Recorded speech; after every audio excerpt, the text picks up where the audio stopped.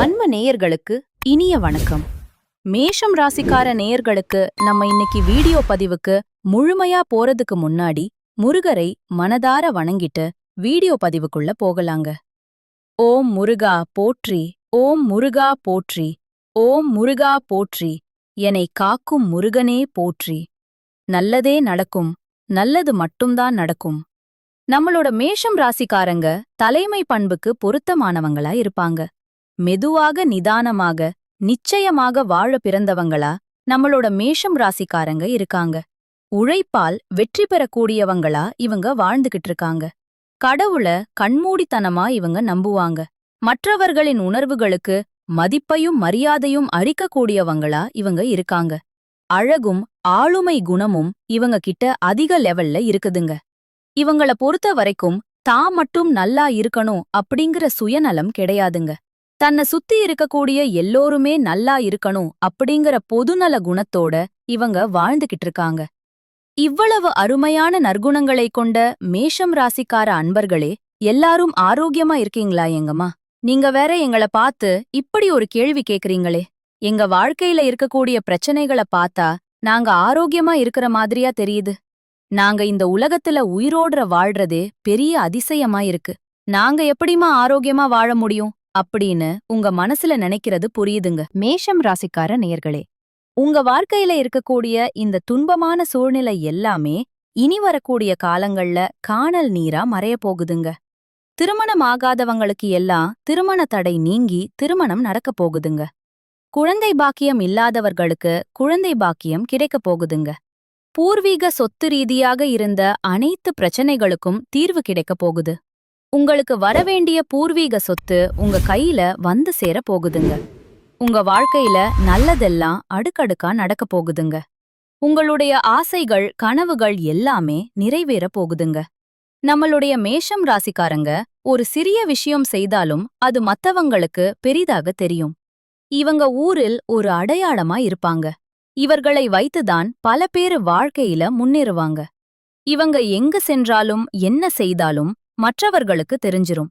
இதனால குடும்ப விஷயங்கள்ல கசிவுகள் ஏற்பட்டு மற்றவர்கள் இவர்களை பற்றி பேச ஆரம்பிப்பாங்க.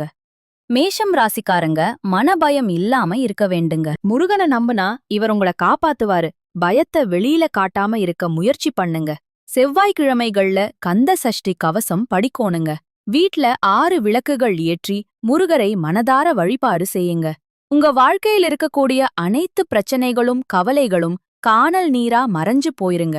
வீட்ல கெட்டையாட்ட சக்திகள் இருந்தா மஞ்சள் பச்சை கற்பூரம் கலந்த தண்ணீரால வீட்டை சுத்தம் செய்யணுங்க. வீட்டு வாசல்ல எலுமிச்சை பழத்தை வெட்டி மஞ்சள் மற்றும் குங்குமம் தடவி வச்சுக்கோங்க. செவ்வாய்க்கிழமைகள்ல முருகனுக்கு செம்பருத்தி அல்லது செவ்வரளி பூக்களால அர்ச்சனை செய்யணுங்க. ஞாயிற்றுக்கிழமைகள்ல வேப்பிளையை வீட்டு வாசல்ல கட்டிருங்க. சரவணபவ மந்திரத்தை 108 முறை செவ்வாய்க்கிழமைகள்ல சொல்லிக்கிட்டு வாங்க. உங்க வாழ்க்கையில நல்லதுதாங்க நடக்கும். கெட்டதுங்கிற பேச்சுக்கெல்லாம் துடி கூட இடம் கிடையாதுங்க. வீட்ல எப்போதும் ஒரு விளக்கு எரிந்து கொண்டே இருக்கணுங்க. வாசனை பொருட்களை பயன்படுத்த வேண்டுங்க. வீட்டில இல்லை என்ற வார்த்தையை அதிகமா பயன்படுத்தக்கூடாது. கெட்ட வார்த்தைகளை தவிர்க்கணுங்க. பசுமாடு கன்று குட்டியை வீட்டுக்கு அழைத்து வந்து கோமாதா பூஜை செய்யணுங்க. பசுவுக்கு புடவை சாத்தி வாழைப்பழம் வெல்லம் பச்சரிசி கொடுக்கணுங்க. தூப தீபங்கள் காட்டி நமஸ்காரம் செய்யணுங்க. ஐயப்பன் மந்திரத்தை தினமும் வீட்டில சொல்லணுங்க. இதனை செய்வதன் மூலமாக உங்க வாழ்க்கையில நல்லதுதாங்க நடக்கும். கெட்டதுங்கிற பேச்சுக்கள்லாம் துடி கூட இடம் கிடையாதுங்க.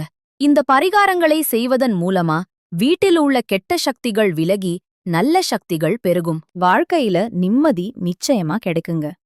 மேஷம் ராசிக்காரர்களே, உங்கள் வாழ்க்கையில் கண் திருஷ்டி வராமல் இருக்க நீங்க கடைபிடிக்க வேண்டிய விஷயங்களை பத்தி பார்க்கலாங்க. செவ்வாய்க்கிழமைகள்ல முருகனை வழிபாடு செய்யுங்க. வீட்ல நல்லெண்ணெய் விளக்கு தனமும் ஏத்தி கடவுளை வணங்குங்க. சிவப்பு நிற உடைகளை அதிகமா பயன்படுத்துங்க. வலது கையில செம்பு காப்பு அணிஞ்சுக்கோங்க. தனமும் வெளியில போறதுக்கு முன்னாடி நெற்றியில குங்குமம் வச்சுக்கிட்டு வெளியில போங்க. வாரத்துக்கு ஒரு முறையாவது கடுகு உப்பு திருஷ்டி சுத்தி போட்டுக்கங்க.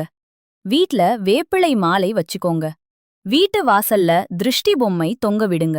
அதிக புகழை வெளியில பேசாதீங்க. மனசுல பட்டத உடனே சொல்லாம அமைதியா இருந்துக்கோங்க. செவ்வாய்க்கிழமைகள்ல அசைவம் சாப்பிடுவதை தவிர்ப்பது நல்லதுங்க. ஏழைகளுக்கு உணவு தானம் பண்ணுங்க. வாரத்துல ஒரு நாளு அம்மன் கோயிலுக்கு போயிட்டு அம்மனை மனதார வணங்கிட்டு வாங்க. தனமும் காலையில ஓம் சர ரவண பவ மந்திரத்த 11 முறை சொல்லிக்கிட்டு வாங்க. வீட்டை சுத்தமாகவும் ஒழுக்கமாகவும் வச்சுக்கோங்க. கோபம் வந்துச்சுன்னா கோபத்தை வெளிக்காட்டாம மௌனத்தை கடைபிடிச்சு பாருங்க. நிச்சயமா நல்லதுதாங்க நடக்கும். உடைந்த கண்ணாடி, பழைய பொருட்களை வீட்ல வைக்காம அகற்றது நல்லதுங்க. உறக்கம் குறையாம பார்த்துக்கோங்க. திங்கள் அல்லது செவ்வாய்க்கிழமைகள்ல பச்சை பயிறு சுண்டல தானமா கொடுங்க. வாரத்துக்கு ஒரு முறை பொன்னாங்கண்ணி கீரைய உணவுல சேர்த்துக்கோங்க. நிச்சயமா உங்க வாழ்க்கையில கண்திருஷ்டியே வராதுங்க. உங்க வாழ்க்கையில மேலும் நல்லதெல்லாம் நடக்க உங்கள் வீட்டுக்கு அருகில் இருக்கக்கூடிய முருகர் ஆலயத்துக்கு போயிட்டு முருகரை மனதார வணங்கிட்டு வாங்க. நல்லதே நடக்கும். நல்லது மட்டும்தான் நடக்கும். இந்த உலகத்துல யாருங்க கோடீஸ்வரன்? கோடி கோடியா பணம் வச்சிருக்கிறவங்களா? பிடிச்ச உணவுகளை சாப்பிடுறவங்களா? பிடிச்ச உறவுகள் கிட்ட பேசுறவங்களா? இதுல யாருமே கோடீஸ்வரன் கிடையாதுங்க. யார் ஒருத்தவங்க நோய் நொடி இல்லாம மனக்கவலை இல்லாம நிம்மதியா தூங்குறாங்களோ அவங்கதாங்க இந்த உலகத்திலேயே சிறந்த கோடீஸ்வரன். அப்பேற்பட்ட கோடீஸ்வரன் ஆகக்கூடிய யோகம் உங்களுக்கு இந்த மாதம் அமைஞ்சிருக்குதுங்க.